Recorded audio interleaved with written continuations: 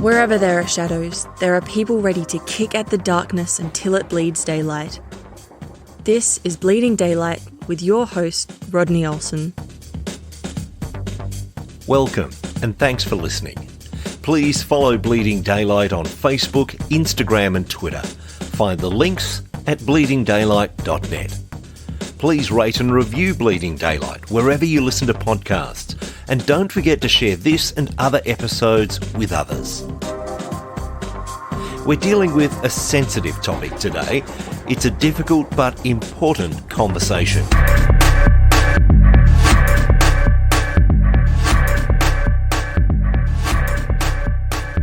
Robert Uttaro is a rape crisis counsellor and community educator who has a lifelong commitment to activism and advocacy for survivors of sexual violence.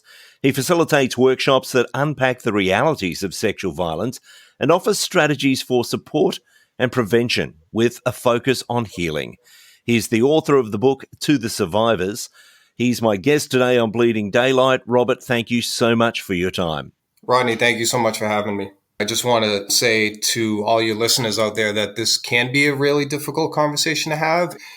You know, I may say some things that are tough to listen to. So just to take care of yourself, during this interview and after, please do whatever it is that helps you and brings you peace and joy in this world, because this can be tough.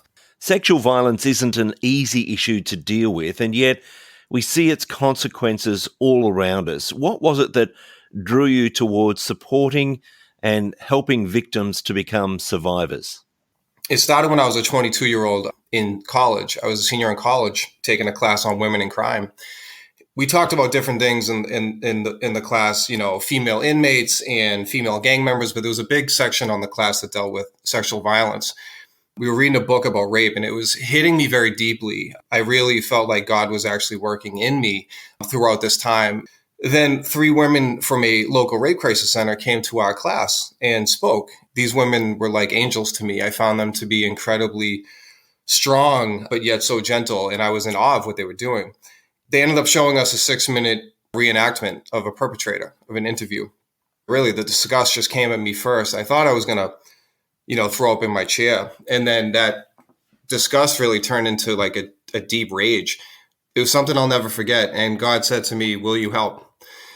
I was so nervous, so insecure. Every negative thought or emotion came at me, but I ultimately said yes. And there were opportunities to volunteer.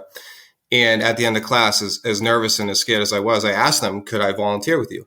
They took down my information. I ended up being selected over other people for an internship, and my life has never been the same since. When you're surrounded by this much pain and the deplorable acts that others have committed, how do you prevent yourself from seeing the world as darker than it actually is? It's an interesting question. I do see darkness in the world, but I think my faith, and I have hope, and I do believe in love. I believe in God. And I believe that as dark as this world can be, and as violent and atrocious as this world can be, there's ultimately more good than bad in it. And I think so. My faith in God, me personally, is what keeps me positive and keep going in this. So from those early days with that internship, where did things lead from there? What were the things that started to surprise you about this whole topic of sexual violence as you started to learn more and more? Well, it was interesting to do it. We did a 40-hour training. So my boss at the time let me take time off of work to go to this training, and it was just life-changing. I remember specifically the days talking about childhood sexual abuse were incredibly tough. And then after, we would do like meditation work, and that was really helpful in kind of getting out of the misery and the depression and the sadness of what we just talked about. But I remember specifically when I was an intern in the office, a woman that I worked with was speaking to a woman on the phone, and she asked the woman, "Do you mind if a male crisis counselor sits on this phone call with us?" And that really hit me. It became so real because I wasn't even looking at this woman. I wasn't speaking to this woman. I was just on the phone. But because it is so personal, because it is so painful to so many people, she asked that question, and that was something that hit me very deeply. As a male, is it sometimes difficult to gain the trust of those that you're talking to those that you're trying to help? Sometimes, and then sometimes it isn't. I think sometimes the people that you never expect would open up to you about this kind of thing do, and that's their choice if they choose to. There can be and that's fine. If people don't feel comfortable speaking to me, they don't have to, and that's more than okay. My hope for people is that they talk to someone. If they are hurting in any way, that they will speak to someone that they trust, that will treat them well. So there have been people of all different backgrounds who feel comfortable speaking with me, and of course, plenty of people that don't as well. How big is this problem? Because we do hear of cases of sexual violence again and again, but how big is this problem really? I don't often speak about statistics because it's the least reported violent crime. So no matter what stats you have, ultimately don't show the true picture of what's going on in the earth. I believe it is incredibly prevalent. I just recently spoke at a high school to 2 classes, and I have them all stand up, and I asked them, I said, does anyone know of someone, please remain standing if you know of someone who's been sexually assaulted? And every single student was still standing. I found that to be quite disturbing, that all of those kids knew of someone who has been sexually assaulted. And I asked if they remained standing, if they knew of someone who has been raped. A few sat down, but still the vast majority of people knew someone. So there are many people all over the world, women, men, children, who are sexually violated. And oftentimes it is hidden in secrecy and we don't know, but people are living their lives, dealing with the daily stresses of life. But many people are also dealing with the pain of sexual trauma, other traumas as well, of course.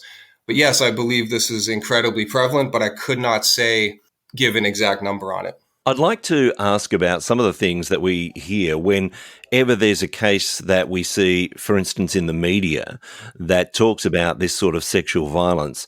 There are certain things that people will say, such as, well, this happened so many years ago. Why are they just talking about it now? Can you take us through why sometimes victims will hold back for so many years before they open up about what they've endured? It's incredibly difficult to talk about. There are many people who are violated, as you said, atrociously, who experience horrific acts and they don't want to talk about it. They don't feel comfortable talking about it.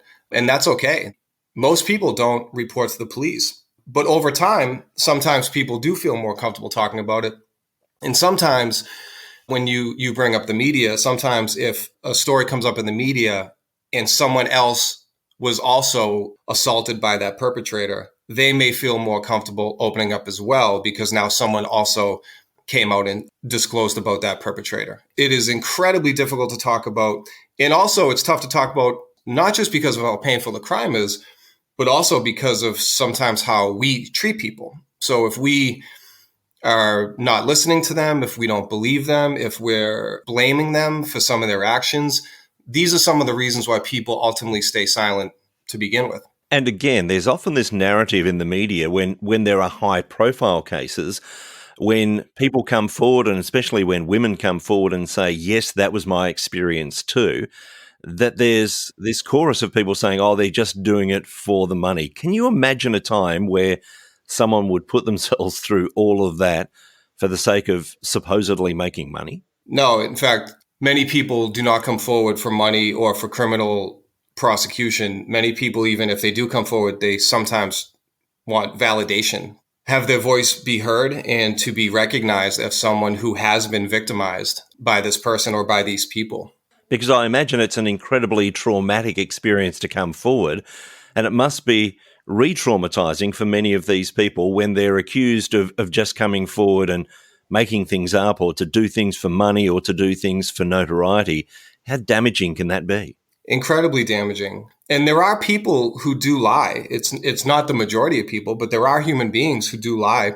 But those who are coming forward, again, with a media story, and I can't speak for them because I'm not them, but I believe they come forward, again, now they might even feel slightly more confident, empowered. Maybe they might believe that they might be believed now because someone else has already said this. And maybe they feel, after all these years, they feel more confident. Or maybe they also feel that, wow, 2 other people have said this, 5 other people have said this, now I'm number 6. And more people might actually start to believe that, wait, this person really could have committed these crimes or did commit these crimes. So I think there's many different reasons. So we hear about these different incidents in the media, as I say, but more prevalent than that, of course, is just everyday assault that happens. Give me a picture of that. Is it generally someone known to the victim? Is it someone who's a complete stranger? What are we on the lookout for here? Yes, you're right. We hear about stories in the media, but the media stories don't speak to the reality of what's going on all around us. So people, at least in my experience, people will talk about, drinking and all these parties at colleges, but there are so many people who are assaulted, abused, raped, abused for years, where alcohol or drugs have absolutely nothing to do with it. So the vast majority of people sexually abused do know their perpetrators. Now, that doesn't mean that there aren't stranger assaults, because there are, but the vast majority of people do know that their perpetrator. It has nothing to do with alcohol or drugs so many times. So you have people assaulted by family members, friends, significant others, spouses, leaders in the community. It's on and on. We know that people can have a very warped sense of what is normal depending on upbringing, and to expect that certain things are just how life goes. Are there many times when there are those people who have been abused who for some time haven't even realized that this is something that is terribly wrong and should never have happened to them? I believe plenty of people feel that. I think there's also plenty of people who sadly are abused as children in different ways. And they sometimes do think that's normal because that might be all they know. That might be normal in their family. And hopefully they come to a realization, I believe they come to a realization in their life where they realize, no, this isn't normal. This isn't healthy. This isn't right. And it's actually incredibly traumatic. And what happens when someone comes to that realization and comes to someone like you and starts to share what they've been through? How do you begin the healing journey with them? One of the best things I believe I can do and other people can do is to really be present and listen to people. And so when people do come to me and they talk to me, I don't just start telling them all the things they should or shouldn't do and all the things I think. I sit and I listen to them. And occasionally I'll say things or ask questions, but I'm trying to help them just be there to listen to them, but also to help them kind of regain that power and control back. Now, back to your question, there's many people that don't come to the realization that what happened to them was wrong, or they really struggle with the self-blame that they feel. Because in my experience, many people are so hard on themselves where they'll say, I shouldn't have been in the room with him. I shouldn't have gone there that night. If I didn't do this, that wouldn't have happened. If I didn't wear a skirt, this wouldn't have happened. If I didn't.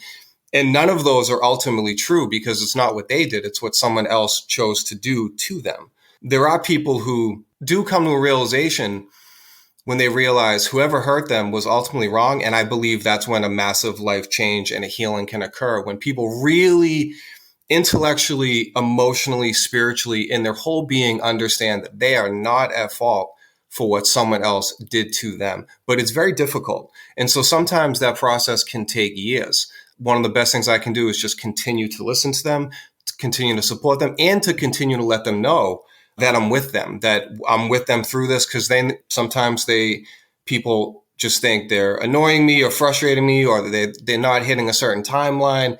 It's like, no, it's not about a timeline. I'm with you. What do you need right now in this moment in time? And I try my best to be with them. You talk there about listening and to be able to hear the story that someone is sharing with you.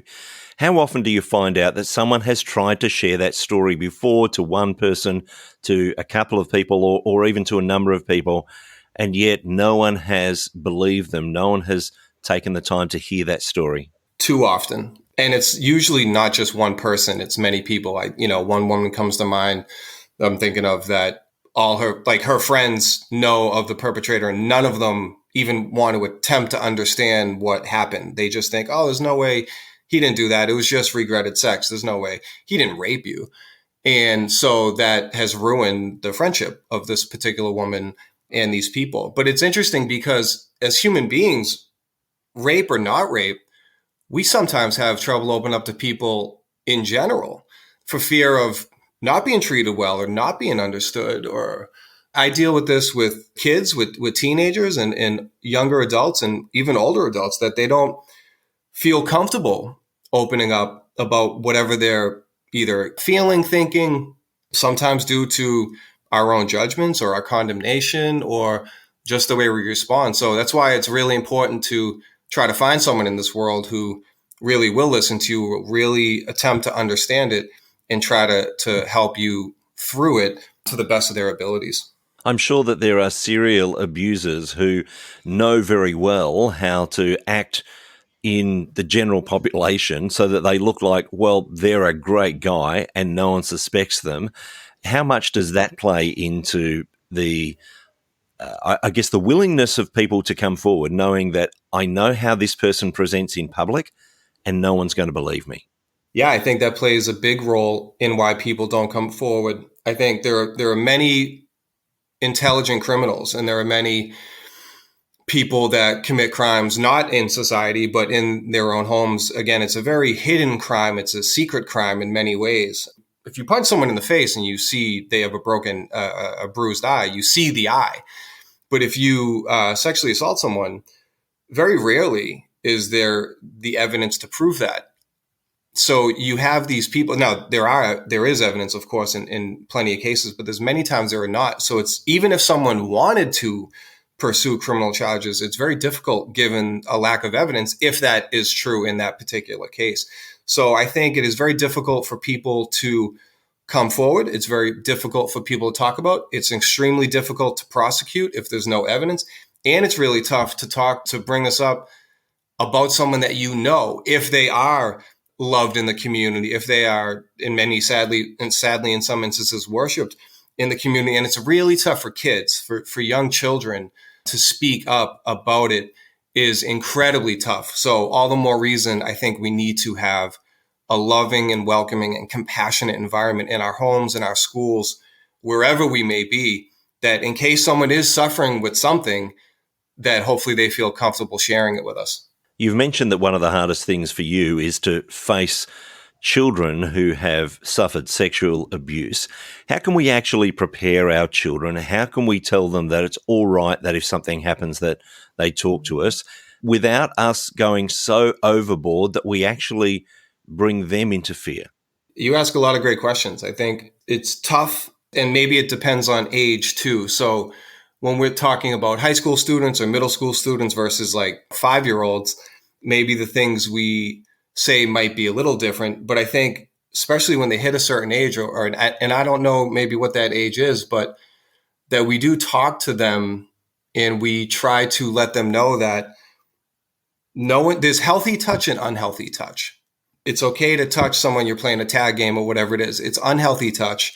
There are other ways of unhealthy touch. So to teach them about that, to teach our kids about that, to be real with our youth, to tell them the truth about what sexual assault really is, but not even to just tell them, to listen to them, because some of our kids have already experienced it, or they know of someone who has experienced it, or they sadly will experience it in the future, to let them know that this is not okay. It's never their fault. And we're teaching people also to not do this, to our boys and girls, to our men and women, to all people, to not force yourself upon someone, to not coerce them into anything, to not assault anyone, to not rape anyone, to understand what consent really means in all of its ways. These are conversations we need to have, and we need to be real with our kids. And sometimes that's a really tough conversation. I think a lot of parents of schools maybe shy away from it. They act like the kids are too young to have that conversation. I don't think so. I think they need to have a conversation. In fact, I find that many kids want to have that conversation, maybe in a classroom, maybe not one-on-one, or maybe not in a classroom, but they want to hear about it. I have found in my experience, teenagers and kids really respect when you are honest with them. You talked about the start of that healing journey of being able to sit and listen to someone's story, to hear what they have faced, to assure them that they will heal at their own time. There are no markers that they have to hit. What does healing look like long term? Tell me some of the stories of people that you've walked alongside that have come out on the other side and have experienced true healing. Yeah, I believe healing does look different for people. And there are some people in my book. In my book, it's about people who have been raped and sexually assaulted and how it affected them and where they've gone. And that's taken years for many people. One example is just even a guy in my book, a friend of mine, this man named Jim, who was sexually abused as a kid. He was quiet for years and it affected him in many different ways. But here he is now as an older man. He's married, he has kids, he has speaking engagements where he's talking to people, he's talking to kids, he's listening to them, he shares a story and he lets people ask them whatever they want. And here he is impacting lives every time he speaks. Now, was he doing that 20 years ago? No, but he does it now. And there are many stories like that. And it's not just people that go out and share their story and they become advocates. In fact, many people don't do that. Another form of healing is for some people being able to even talk about it, to even be able to write about it in an email or in poetry, little by little. If they start to feel a little more confident, they feel a little more confident maybe going out on a date or doing better in school, or just having it not control and cripple their lives is vitally important. And I see that in people. I see people grow. I see people heal. I see people live functional, healthy lives, again, with relationships or even as individuals. But I also see people really suffer, and that this does control and cripple many people and that they haven't come out of it. So there's a whole range of reactions and pieces on these healing journeys. Many people do take those steps to go forward in the healing journey, and many people block it out, don't talk about it, don't deal with it, but it's still there in them. I imagine that there are a number of people that are affected by any single assault or multiple assaults that happen to a person, such as other people that are involved in relationships with them where they don't quite understand why they react to certain things. Is there a way that we can start to bring healing to people that surround that person as well? You're right. This is not something that just affects people who are assaulted. This affects significant others, family members, and friends as well. And when you asked the question, I immediately thought of, I was at a male conference once for all male rape survivors. Their wives, some of these women were bawling, gushing, crying because maybe they just learned about this in their husbands. Maybe they've been married for 20 years and never knew that their husbands were sexually abused as children. I don't know. But the pain that those women had was something, it's pierced in my mind and my soul. Yes, we need to also be there for our significant others. And that's the beauty of rape crisis counselors and hotlines and resources out there in the world that significant others can go to as well, because of course they're affected by this. How could they not be?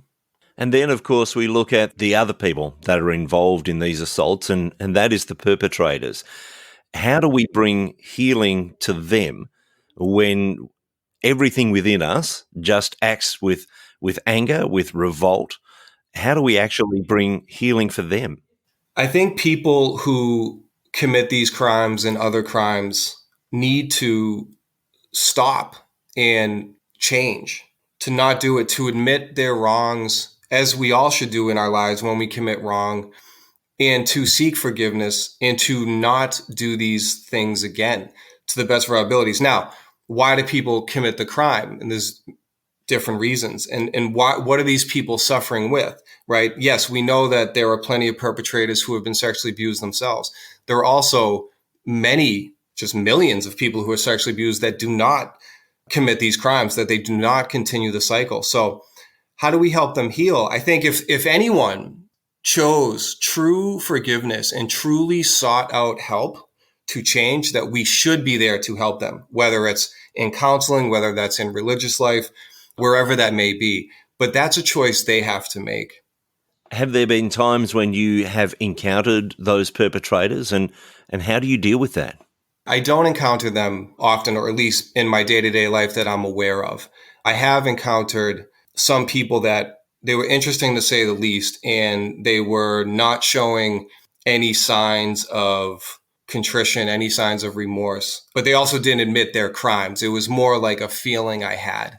So in my experience, it's not something I see often, and it's not something I see often from my maybe studies or things I've seen in the world where people are seeking to go forward. If my understanding is correct, and I could be wrong, I think this is one of, if not the least changeable crimes, meaning there's so many perpetrators that do commit these crimes, they commit them more than once.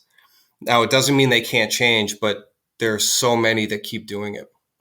I also believe that if they are committing these crimes and are actually caught and found guilty, they should absolutely be imprisoned. And so when people do commit violent offenses and are let out, maybe in a couple of years, they're putting very dangerous people back on the streets. What would you say then to someone who's listening at the moment who has been through some sort of trauma in this way and yet hasn't really had the courage to step forward to this point? What encouragement can you give them at this moment?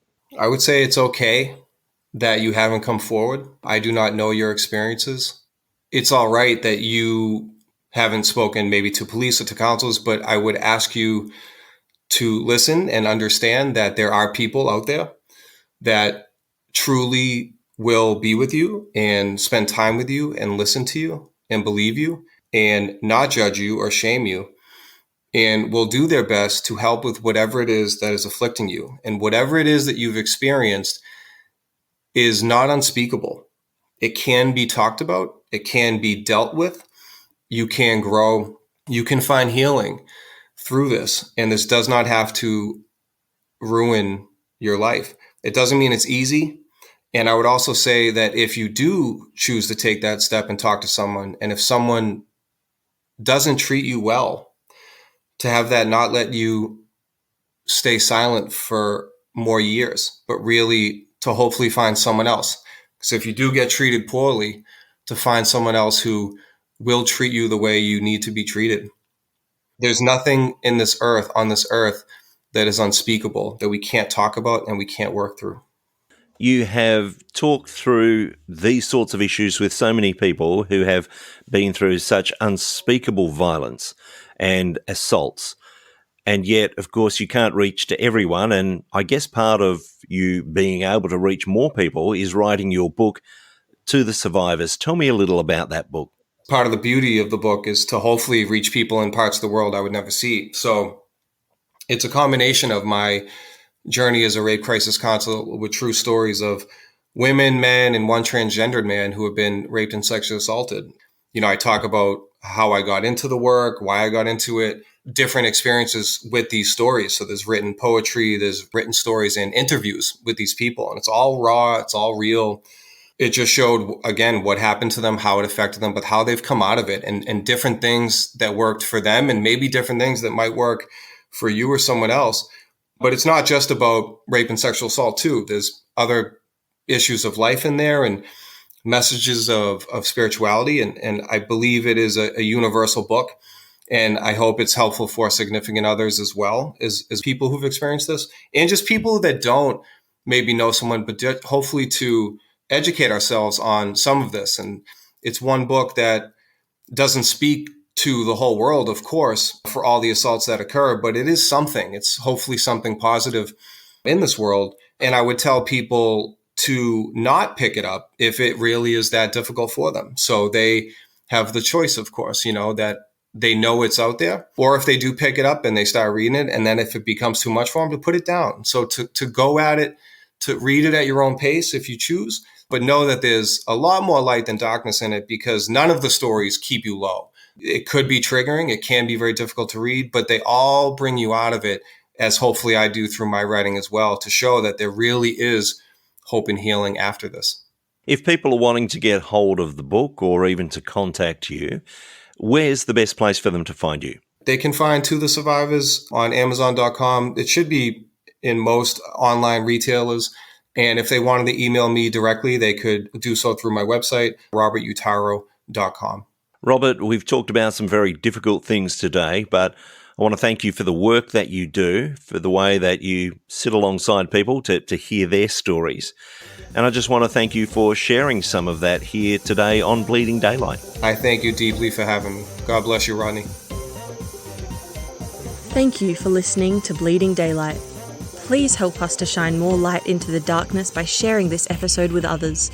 For further details and more episodes, please visit bleedingdaylight.net.